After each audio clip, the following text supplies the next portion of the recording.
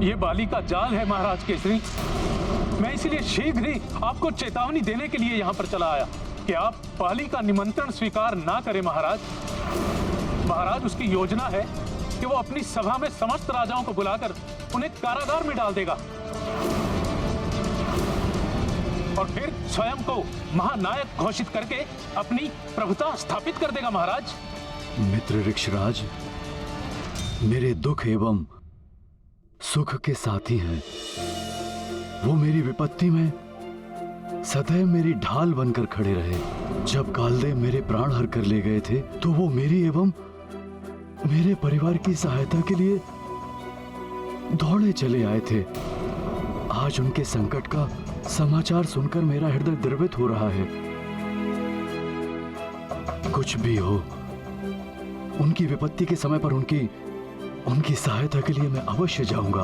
परंतु महाराज केसरी जी, बाली की महत्वाकांक्षा ने उसे अंधा कर दिया है। हो सकता है वो आपको भी क्षति पहुंचा दे महाराज।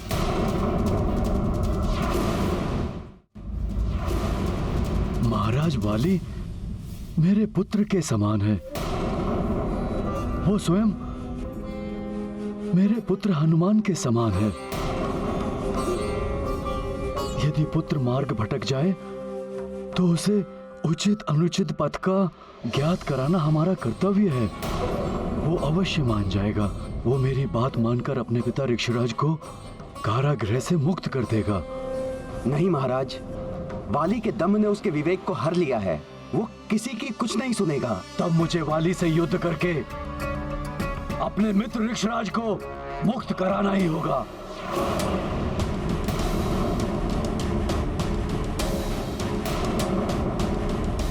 नहीं स्वामी, आप जानकर संकट के मुख में प्रवेश मत कीजिए। हनुमान भी गरुड़ राज्य गया हुआ है। आपको हनुमान के लौट कर आने की प्रतीक्षा करनी चाहिए। तब तक बहुत देर हो जाएगी अंजना। हनुमान के लौटने पर उसे किष्किंधा भेज देना। मेरे मित्र ऋक्षराज और उसके दोनों पुत्र वाली और सुग्रीव पर भयंकर संकट छाया हुआ है। वाली में अनेकों सद्गुण हैं। वो अवश्य किसी के दुष्प्रभाव से प्रभावित है। मैंने विलंब किया तो न जाने वहां क्या अनर्थ हो जाएगा। तुम चिंता मत करो, मुझे विश्वास है वाली मेरी बात मान जाएगा। किष्किंधा के लिए मेरे प्रस्थान की शीघ्र व्यवस्था की जाए।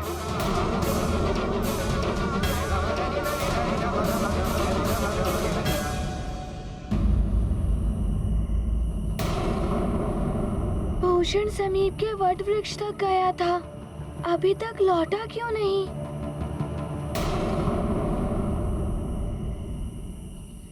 हनुमान भैया, मैंने एक भयावह दुस्वप्न देखा।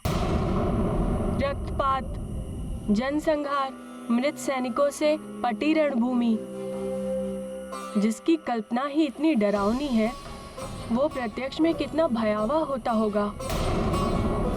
नागों और गरुड़ों का युद्ध टल जाएगा ना? मित्र जितांतक युद्ध तो सदैव विनाशकारी ही होता है, परंतु तुम चिंता मत करो। हमने अथक परिश्रम करके शांति के जो बीज बोए हैं वो अवश्य अंकुरित होंगे। कल नाग प्रतिनिधियों के समक्ष सत्य प्रमाणित हो जाएगा कि नागराज पंचफन गरुड़ राज्य में नहीं है। तब इस युद्ध का कोई कारण शेष नहीं रहेगा।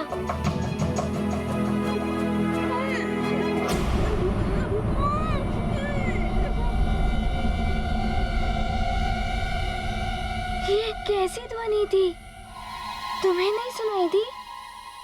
नहीं तो, मुझे तो कुछ सुनाई नहीं दिया।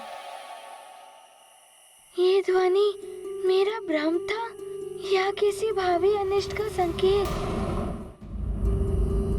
चिंता करना तो हनुमान के स्वभाव के विपरीत है, तब भी मेरा हृदय इतना व्याकुल क्यों है?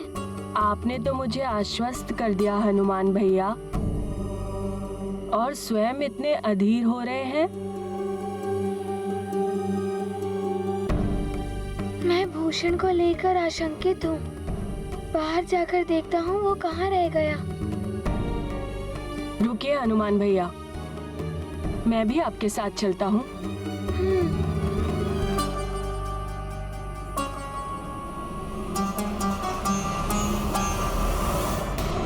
सुग्रीव, क्या किसी राजा ने मेरा निमंत्रण स्वीकार किया?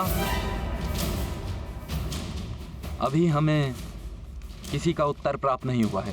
इसका अर्थ ये तो नहीं कि वो मेरे महानतम वाली महाराज वाली के आदेश की अवमानना करेंगे।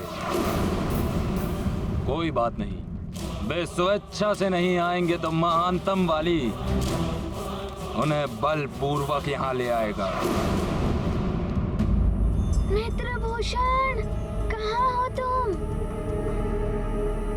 भूषण, कहाँ हो? मित्रभूषण, तुम कहाँ हो? किधर हो तुम? भूषण, जल्दी से हो रहा है, चलो इसे कहीं और छुपा दे। हाँ। मित्रभूषण, कहाँ हो तुम? किधर हो तुम? मित्रभूषण, भूषण,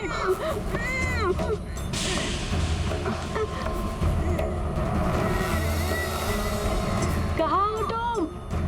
मित्रभूषण, मित्रभूषण, कहाँ हो?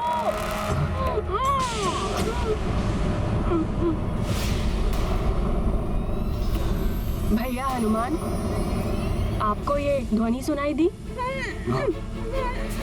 नहीं तो? हाँ, संभव हो सकता है कि भूषण। मित्रभूषण, मित्रभूषण, हम तुम्हें ढूंढ रहे हैं। कहाँ हो? वो देखिए हनुमान भैया, वो आकृति। वो तो तुम्हारे मन का भय है, बस झाड़ियाँ ही तो हिल रही हैं। चलो जाकर देखते हैं।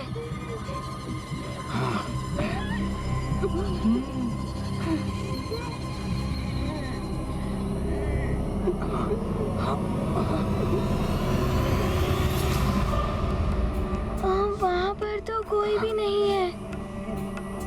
अब हाँ, चलो उस तरफ जाकर देखते हैं। हाँ।